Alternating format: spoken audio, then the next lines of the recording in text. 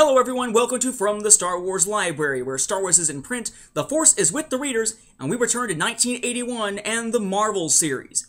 I'm your host, Nathan P. Butler, and this is a bit of a weird one.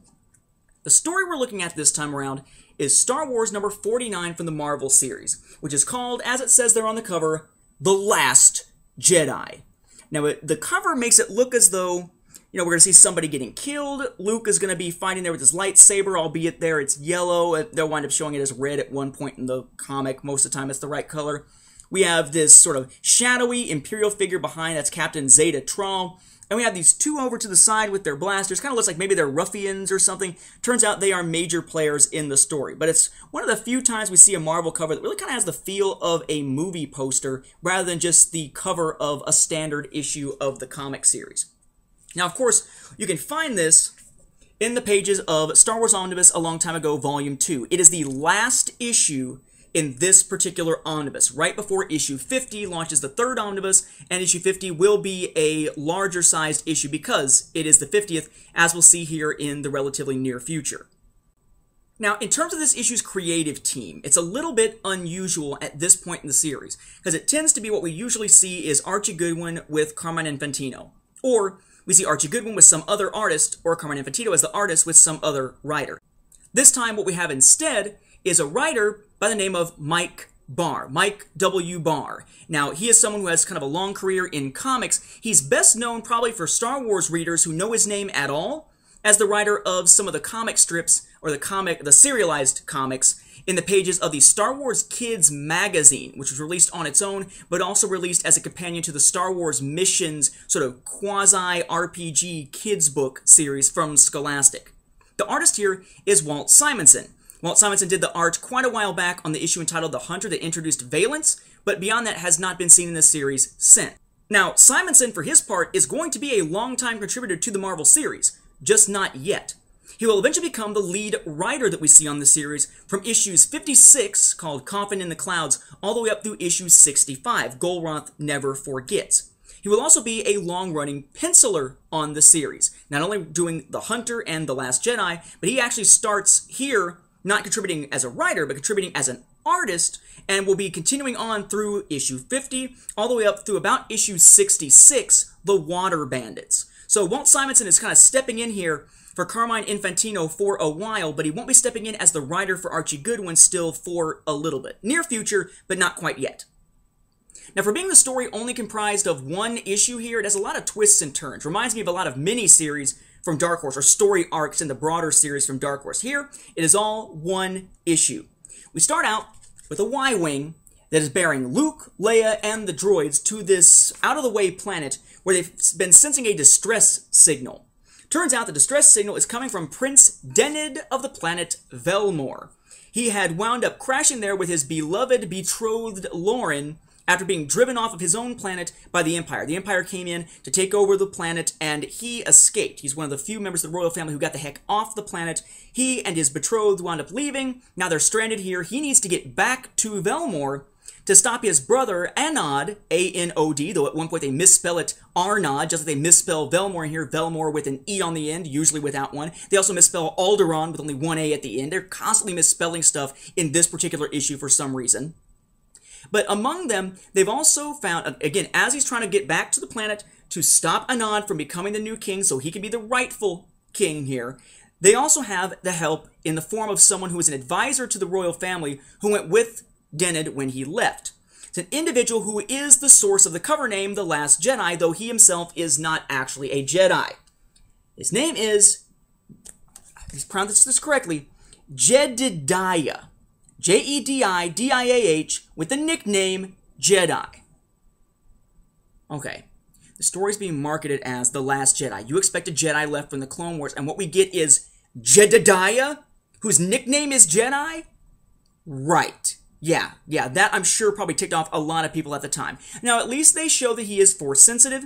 They do at one point refer to the fact that he actually was asked at one point to be a Jedi, to go in for Jedi training, but he refused. So he's got those abilities, but calling him the Last Jedi is pushing it quite a bit. And it's not just the writers that do this.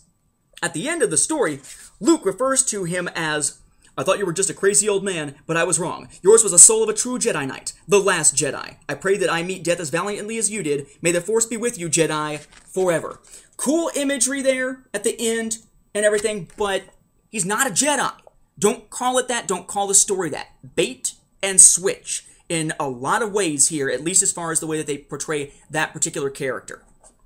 In any event, turns out that Anod on Velmor is being helped out by sort of a man who has been regent who wants to wind up becoming the real ruler later on, named Zelmor, I believe is his name, or Zelor.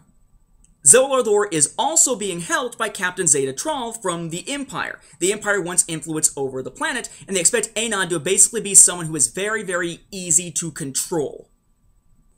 In fitting with the sort of swashbuckling look of some of these characters, Luke winds up going to Velmor as essentially a pirate captain, Captain Coral Marcus. Leia goes undercover as Lauren, the dead betrothed of Denid. Denid shows up, of course, as himself, right as the coronation is supposed to wind up putting Anod on the throne. This stops that process and gets an investigation going into whether or not he really is Denid. Lauren, for her part, or at least the way that Leia portrays Lauren, is that she was from Alderaan, so her records are gone thanks to the planet being destroyed. There's no way to check whether her identity really is what she says it is, which is nice and convenient. We wind up in a situation where there are different plots to kill the real heir, to kill Denid. The Empire wants to kill her, but at the same time, Anod wants to kill him, wants to kill her. Luke is trying to save them. Luke is interfering. Trawl at one point tries to get Luke, because he's supposedly a pirate or a scoundrel-type character, to help her, to kill Denid. And there's all these plots back and forth, until finally, Luke is almost stopped from being able to save Leia and Denid. It looks like they've been blasted and killed. They actually get blasted and essentially stunned at that point. And it comes down to Jedediah, nicknamed Jedi, to come in at the last minute and save the day. But in saving the day, he loses his life. Hence Luke's nice memorial to him at the end of the issue. Lots of twists and turns, who's working for who, who's being propositioned by who's going to be on whose side, who's going to wind up on the throne. At one point, even, it looks as though Leia is going to stay on the planet and be Denid's wife, that she's really going to take Lauren's place as his betrothed for real. But it turns out, of course, that that's not the case. She is going to wind up leaving to continue on with the Rebel Alliance, of course, obviously. As we, of course, know from future stories and the fact that, the Marvel series isn't going to change the nature of Star Wars as it exists before Lucas can make another film. It's an interesting tale. I actually think it was a pretty interesting read to go back and reread this time around. I had some very negative feelings about it from when I had read it earlier with the whole Jedediah Jedi thing. I think that in and of itself leaves a bad taste in people's mouth because it is really bait and switch. I remembered reading it as the original issue. Actually, the first time that I had read it prior to that, actually, was in the pages of Classic Star Wars a long time ago, the Prestige Format Series #2. It's the same one that had Whatever Happened to Jabba the Hutt and Riders in the Void. In fact, so far, all the issues we've seen reprinted, except for I think it was one, have been in this particular issue here. We again, in this, just like in all the others, get a black and white retelling of the same story, which looks kind of cool because the black and white doesn't have the color. In the original issue, the colors are very washed out because of the nature of comics at the time.